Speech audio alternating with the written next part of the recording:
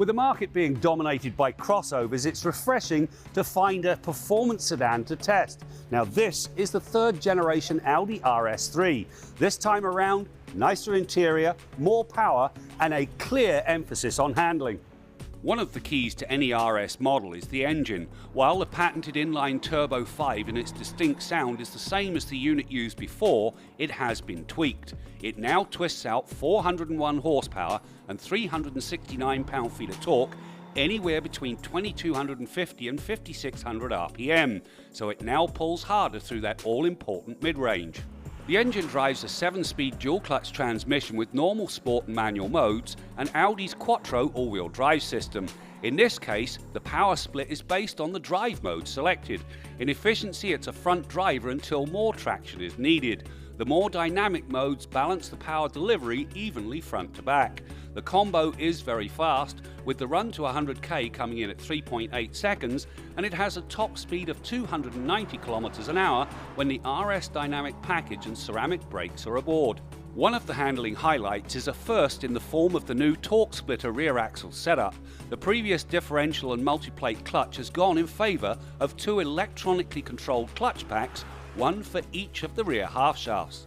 When you're pushing the RS3 hard, the torque splitter increases the drive sent to the outside rear wheel, and as it's constantly assessing things, the power is delivered to the correct wheel in a timely fashion.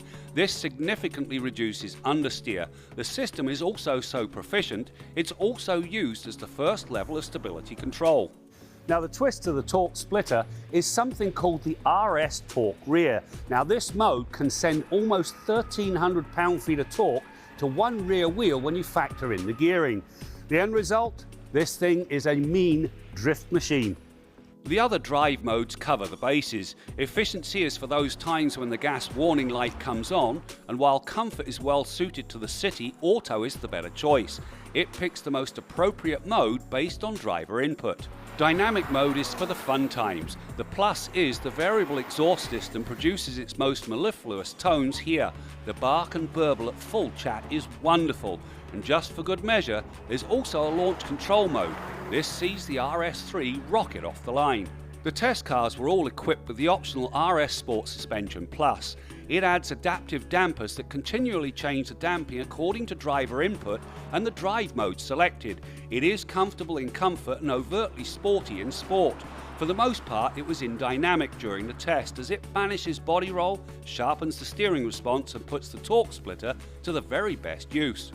The plus in all of this is the RS Performance mode.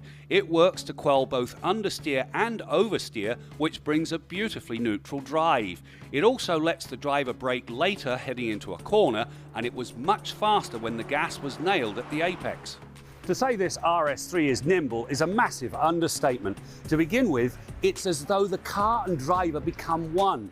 The communication, the feedback and the reaction to input is superb. It really does come together very nicely that when you push, well, it's a true test of your nerve. The bolder exterior style flows neatly into the cabin. It's nicely crafted and now puts a much stronger emphasis on in-car technology. Ahead of the driver is Audi's 12.3-inch Virtual Cockpit Plus. It is fully reconfigurable and can show everything from navigation to G-forces, tachometer and digital speed readout, along with the horsepower and torque percentages.